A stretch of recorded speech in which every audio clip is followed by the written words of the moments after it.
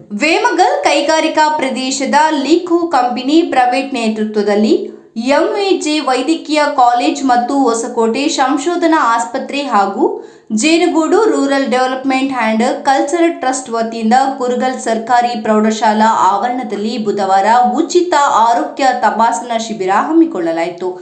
ಕಾರ್ಯಕ್ರಮ ಉದ್ಘಾಟಿಸಿ ಮಾತನಾಡಿದ ಮಾಜಿ ಸಭಾಪತಿ ವಿಎಸ್ ಸುದರ್ಶನ್, ಗ್ರಾಮೀಣ ಭಾಗದ ಜನರ ಆರೋಗ್ಯ ದೃಷ್ಟಿಯಿಂದ ಉತ್ತಮ ಆರೋಗ್ಯ ಶಿಬಿರ ಅಗತ್ಯವಿದೆ ಎಂದಿದ್ದಾರೆ.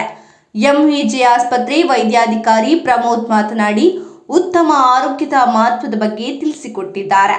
ಪಟ್ಟಣ ಪಂಚಾಯಿತಿ ಮುಖ್ಯಾಧಿಕಾರಿ ವೆಂಕಟೇಶ್, ಲಿಕೋ ಕಂಪನಿ ಮಾನವ ಸಂಪನ್ಮೂಲಗಳ ವಿಭಾಗದ ವ್ಯವಸ್ಥಾಪಕ ಮಹದೇವ್ ಮಾತನಾಡಿದ್ದಾರೆ. ಶಿಬಿರದಲ್ಲಿ ಲಿಕೋ ಕಂಪನಿ ವ್ಯವಸ್ಥಾಪಕಿ ಶಾಲಿನಿ ಮಾಯಾಂಕ್, ಜೇನುಗೂಡು ಟ್ರಸ್ಟ್ ಉಪಾಧ್ಯಕ್ಷ K Chowdegowda, Kurugal Girish, M Julian Arpita S, Bettanahalli Gopinath, Tarabahalli Harish, Devidas ಸುಬ್ರಶೇರ್, ಸೂಲಿಬೆಲೆ ಮಂಜುನಾಥ್, ಬಾಬು ಮುರಳಿ, ಸುನಂದಮ್ಮ, ನಾರಾಯಣಸ್ವಾಮಿ, ಭಾಗ್ಯಶ್ರೀ, ಗಂಗಾಧರ ಮೂರ್ತಿ ಉಪಸ್ಥಿತರಿದ್ದರು. ಬಹಳ ವರ್ಷಗಳ ಹಿಂದೆನೆ ಹೊಸಕೋಟೆಯಲ್ಲಿ ನೀವೆಲ್ಲ ನೋಡಿರ್ತೀರಿ, ಮೆಡಿಕಲ್ ಕಾಲೇಜ್ ಮಾಡಿರೋದ್ರ ಜೊತೆಗೆ ಹಾಸ್ಪಿಟಲ್. ಬೆಂಗಳೂರಿಗೆ ಹೋದ್ರೆ ಸಾಕಷ್ಟು ಹಣ ಖರ್ಚಾಗುತ್ತೆ. ದೊಡ್ಡ ದೊಡ್ಡ ಕಂಪನಿ ರೀತಿಯಲ್ಲಿ ಇವತ್ತೇನು ಹಾಸ್ಪಿಟಲ್ ನಡೆಸ್ತಾ ಇದ್ದಾರೆ, ಇಲ್ಲಿ ಬಡವರಿಗೆ ಬಹಳ ಉಚಿತವಾಗಿಯೇ ಅವರು ಸೇವೆ ಮಾಡ್ತಾ ಇದ್ದಾರೆ ಅಲ್ವಾ? ಬಡವರಿಗೆ ಉಚಿತವಾದಂತಹ ಸೇವೆ. ಉದಾಹರಣೆಗೆ ನಾನು ಕೇಳ್ತಾ ಇದ್ದೆ, ಯಾವ್ದಾದ್ರು ವಯಸ್ಸಾದವರಿಗೆ ಮೊಣಕಾಲು ಮತ್ತೊಂದು ಈಗೇನು ವಿಲೇಜ್ ಅಲ್ಲೇ ಆಗೋಗ್ಬಿಡುತ್ತೆ, ಮಧ್ಯಮ ವಯಸ್ಸು ಆಗೋಗ್ಬಿಡುತ್ತೆ, 3 ಲಕ್ಷ 4 ಲಕ್ಷ ಆಗುತ್ತೆ ಬೆಂಗಳೂರಿನಲ್ಲಿ. ಅವರು ಬಡವರಿಗೆ ಉಚಿತವಾಗಿ ಮಾಡ್ತಾ ಇದ್ದಾರೆ. ಇನ್ನು ಮಿಡ್ಲ್ ಕ್ಲಾಸ್ ಅವರಿಗೆ 1,50,000 ರೂಪಾಯಿ ತಗೊಂಡು ಆ ರೀತಿಯಾಗಿ ಅವರು ಕಾಲೇಜನ್ನು ನಡೆಸ್ಕೊಂಡು ಬರ್ತಾ ಇದ್ದಾರೆ. ಇದೊಂದು ಒಳ್ಳೆ ಬೆಳವಣಿಗೆ. ನಮಗೆ ಆಸ್ಪತ್ರೆ ಅಂದ ತಕ್ಷಣ ಇನ್ನೊಂದು ಬಹಳ ಖುಷಿ ಆಗೋದೇನಪ್ಪಾ ಅಂದ್ರೆ, ನಮ್ಮ ಕೈಗಾರಿಕಾ ಕೇಂದ್ರದಲ್ಲಿ ಇನ್ನೊಂದು 6-8 ತಿಂಗಳಲ್ಲಿ ಸೂಪರ್ ಸ್ಪೆಷಾಲಿಟಿ ಹಾಸ್ಪಿಟಲ್ ಕೂಡ ಬರೋ ಸಾಧ್ಯತೆ ಇದೆ. ಸೂಪರ್ ಸ್ಪೆಷಾಲಿಟಿ ಹಾಸ್ಪಿಟಲ್ ಬರ್ತಾರೆ. ನಮ್ಮ ಸಾಯಿಬಾಬಾ ಎಲ್ಲ ಭಕ್ತಾದಿಗಳು ಅವರೆಲ್ಲರೂ ಕೂಡ ವಿಶೇಷವಾದಂಥ ರೀತಿಯಲ್ಲಿ ಆಸಕ್ತಿ ತಗೊಂಡು ಕಳೆದ 2-3 ವರ್ಷಗಳಿಂದ ಪ್ರಯತ್ನ ಮಾಡ್ತಾ ಇದ್ದಾರೆ. ಇನ್ನೊಂದು 6-8 ತಿಂಗಳಲ್ಲಿ ಅದು ಪೂರ್ಣ ಆಗ್ಬೋದು. ಇಡೀ ಜಿಲ್ಲೆನಲ್ಲಿ ಎಲ್ಲಿ ಕೂಡ ಸೂಪರ್ ಸ್ಪೆಷಾಲಿಟಿ ಹಾಸ್ಪಿಟಲ್ ಇಲ್ಲ. ಚಿಕ್ಕಬಳ್ಳಾಪುರ ಜಿಲ್ಲೆನಲ್ಲೂ ಇಲ್ಲ ಅಂತ ಕಾಣುತ್ತೆ. ಇದನ್ನೆಲ್ಲ ಹೇಳಲೇಬೇಕು. ನೀವು ಈ ಭಾಗದಲ್ಲಿ 1 ಎಕರೆ 5 ಲಕ್ಷ ಇತ್ತು. ನಾನು ಈ ಭಾಗದಲ್ಲಿ ನಿರಂತರವಾಗಿ 10 ವರ್ಷ ನಾನು ಟ್ರಾವೆಲ್ ಮಾಡಿದ್ದೀನಿ ಗೌರಿಬಿದನೂರಿಗೆ. ಈ ಭಾಗದಲ್ಲಿ ಏನ್ ಡೆವಲಪ್ಮೆಂಟೇ ಇರಲಿಲ್ಲ. ನಾನು ವಿಚಾರಿಸಿದಾಗ ಈ ಭಾಗದಲ್ಲಿ ಕೇವಲ 5ರಿಂದ 10 ಲಕ್ಷ ಇತ್ತು 1 ಎಕರೆ. ಇವತ್ತು 1 ಎಕರೆ 2 ಕೋಟಿ ರೂಪಾಯಿ ಹೋಗಿದೆ. ಈ ಸ್ಕೂಲ್ ಪ್ರಾಪರ್ಟಿ 10 ಎಕರೆ ಇದೆ. 1 ಎಕರೆ 2 ಕೋಟಿ ಗೌರ್ಮೆಂಟ್ ಲೆಕ್ಕದಲ್ಲಿ ಅಷ್ಟೇ. ಎಷ್ಟಾಯ್ತು ಅದನ್ನ ಪ್ರೊಟೆಕ್ಟ್ ಮಾಡ್ಕೊಳ್ಳೋಣ.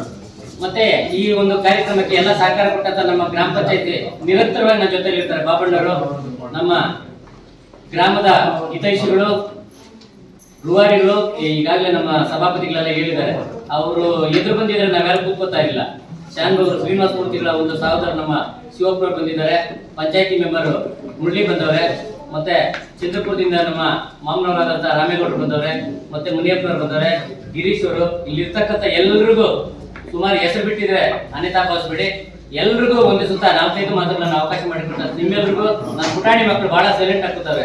ಅವ್ರಿಗೂ ಒಂದು ಸುತ್ತ 4-5 ಮಾತ್ರ ನಾನು ಮುಗಿಸ್ತೇನೆ. ಜೈ ಹಿಂದ್ ಜೈ ಕರ್ನಾಟಕ. ನಾವು ಒಂದು ಹೆಲ್ತ್ ಕ್ಯಾಂಪ್ ಮಾಡಬೇಕು ಅಂದ್ರು. ಇನ್ನು ಒಯ್ಯಂಗಿಲ್ಲ ಬೈಯಂಗಿಲ್ಲ ನನ್ನ ಪಾಪ.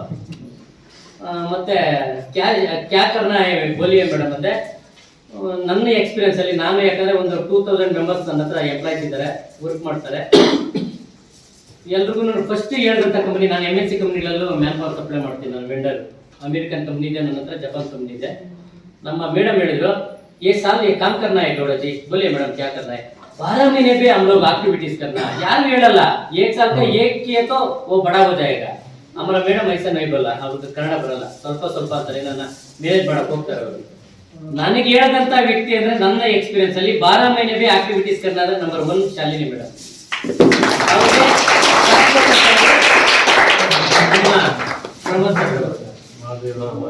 ಮಹಾದೇವರು. ಯಾಕಂದ್ರೆ ಈಗ ಸುಮಾರು ಕಂಪ್ನಿಗಳಲ್ಲಿ ನಾವು ಹೋಗಿರೋದು ಸರ್ಕಾರಿ ಶಾಲೆ, ನಮ್ಗೆ ಸರಿಯಾಗಿ ಇಂಗ್ಲಿಷ್ ಬರಲ್ಲ. ಅಲ್ಲಿ ಹೋಗಿ ಕೂತ್ಕೊಂಡ್ರೆ ಅವ್ರದೇ ಆದಂತ ಒಂದು ಪರಭಾಷೆಯಲ್ಲಿ ಮಾತಾಡ್ತಾ ನಮ್ಗೆ ಏಕದಮ್ ಇದಾಗ್ತದೆ. ಸ್ವಲ್ಪ ಕೂಲ್ ಮಾಡ್ಕೊಂಡು ನಾನೇನೆ ಮಾತಾಡಿ, ಇವ್ರು ಕನ್ನಡ ಬಂದವ್ರ ಮೇಲೆ ಏನಾಯ್ತು, ಕನ್ನಡ ಮಾತಾಡೋರು ಬಂದ್ರೆ ಸ್ವಲ್ಪ ಕೂಲ್ ಆಗಿದ್ದೀನಿ. ನಾನು ಏನೇ ಆಗಲಿ ಇಮಿಡಿಯೇಟ್ ಆಗಿ ರೆಸ್ಪಾನ್ಸ್ ಕೊಡ್ತಾರೆ. ಸರ್ ನಿಮ್ಗೆ ಏನ್ ಬೇಕೋ ಹೇಳಿ ಅಂತಾರೆ. ಸರ್ 4 ಜನ ಇದ್ರೆ ಒಳಗಡೆ ಬರ್ಬೋದ, ನಿಮ್ಮ ಜೊತೆ 10 ಜನ ಕರ್ಕೊಂಡ್ ಬನ್ನಿ ಅಂತ ಇದೇ ರೀತಿ ಮಾತಾಡಿ ನಮಗೂ ಒಳ್ಳೆ ಸಹಕಾರ ಕೊಟ್ಟಂತವರು. ನಾನು ಈಗಾಗಲೇ ಅವ್ರಿಗೂ ಟ್ಯಾಕ್ಸ್ ಹಾಕಿದ್ದೀನಿ ಸ್ವಾಮಿ, ನಮ್ಗೆ ಟ್ಯಾಕ್ಸ್ ಹುಡ್ಬೇಕು, ಬಡ ಮಕ್ಕಳೆಲ್ಲ ಸುತ್ತಮುತ್ತ ಹೋದರಂತ ನಮ್ಮ ಸುದರ್ಶನ್ ಸಾಹೇಬ್ರು ಮಧ್ಯೇರಿ ತನಕ ನೀವು ಪ್ಲಾನ್ ಮಾಡ್ಕೋಬೇಕು ಗೌಡ್ರೆ ಅಂದ್ರು. ಸರಿ ಸಾಹೇಬ್ರೆ, ನಿಮ್ಮ ಮಾತನ್ನೇನು ನಾನು ಬಿಟ್ಟು ಹೋಗೋದಿಲ್ಲ ಅಂತೇಳಿ ಹೇಳಿ ಅದರಂತೆ ನಾನು ಅವ್ರಿಗೆ ಮಾತು ಕೊಟ್ಟಿದ್ದೀನಿ. ಅದರಂತೆ ಸಾಧ್ಯವಾದಷ್ಟು ಎಲ್ಲಾ ಕಂಪ್ನಿಗಳಿಗೂ ಈಗ ನಮ್ಮ ಕಡೆ ಸುಮಾರನ್ನ ನಾನು ಒಂದು ಸೋಷಿಯಲ್ ಸರ್ವಿಸ್ ಆಕ್ಟಿವಿಟೀಸ್ ಏನಿದೆಯೋ ನಾನು ಮಾಡಿಸ್ತಾ ಇದ್ದೀನಿ. ಮತ್ತೊಬ್ಬ ದೇಶ ಕಂಡಂತ ಒಬ್ಬ ವಾಗ್ಮಿ ಸೂಲಿಬೆಲೆ ಚಕ್ರವರ್ತಿ ಅಂತ ಕೇಳಿರ್ತೀರಿ, ಅವ್ರ ತಂದೆಯವರು ಕನ್ನಡದ ಶಿಕ್ಷಕರು DSS ಸೇಟ್ ಅಂತ. ಮತ್ತೊಬ್ರು ಆತ್ಮೀಯರು ನನ್ನ ತರಗತಿ ಕ್ಲಾಸ್ಮೇಟು ವಕೀಲರು, ನಮ್ಮ ಜೊತೆಲಿ ಓದಂತವ್ರು ಸರ್ಕಾರಿ ಶಾಲೆಯಲ್ಲೇ ನಾರಾಯಣ ಸ್ವಾಮಿ ಅಂತ.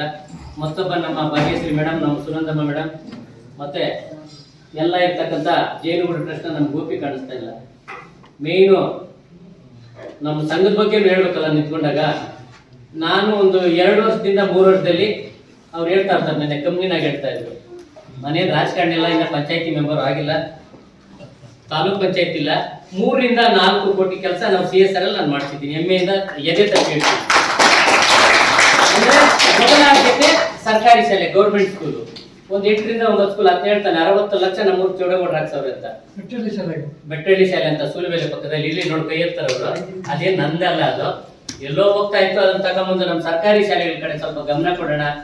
ಪ್ರತಿಯೊಬ್ರು ಹೇಳ್ತಾರೆ, ನರೇಂದ್ರ ಮೋದಿ ಬಂದು ಏನು ಮಾಡಿಲ್ಲ, ಸಿದ್ದರಾಮಯ್ಯ ಬಂದು ಏನು ಮಾಡಿಲ್ಲ. ಏನು ಮಾಡಲ್ಲ ಸ್ವಾಮಿ, ನೀನು ಉಪ್ಪಿ ಬಿಟ್ಟು ನೀ ದೇಶಕ್ಕೆ ಏನ್ ಮಾಡಿ, ನಿನ್ ಕೊಡುಗೆ ಹೇಳು ಅಂದ್ರೆ ಯಾರು ಹೇಳಲ್ಲ.